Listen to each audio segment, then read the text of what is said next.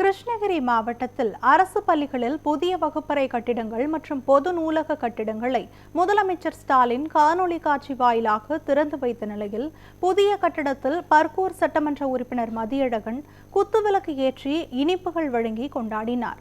தமிழ்நாடு முதலமைச்சர் ஸ்டாலின் காணொலி காட்சி வாயிலாக கிருஷ்ணகிரி மாவட்டம் பள்ளி கல்வித்துறை சார்பில் நபார்டு திட்டத்தின் கீழ் 1,41,36,000 ரூபாய் மதிப்பில் அரசு மகளிர் மேல்நிலைப் பள்ளியில் கட்டப்பட்ட 6 புதிய வகுப்பறை கட்டடங்களை திறந்து வைத்தார்.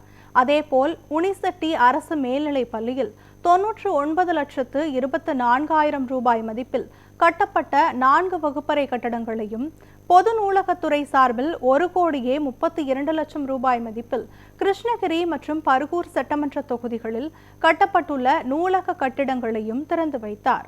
இதைத் தொடர்ந்து திமுக கிருஷ்ணகிரி கிழக்கு மாவட்ட செயலாளரும் பர்கூர் சட்டமன்ற உறுப்பினரான மதியழகன் கிருஷ்ணகிரி மகளிர் மேல்நிலைப் பள்ளியில் புதியதாக கட்டப்பட்ட வகுப்பறை கட்டிடங்களில் குத்துவிளக்கு ஏற்றி இனிப்புகள் வழங்கி கொண்டாடினார்.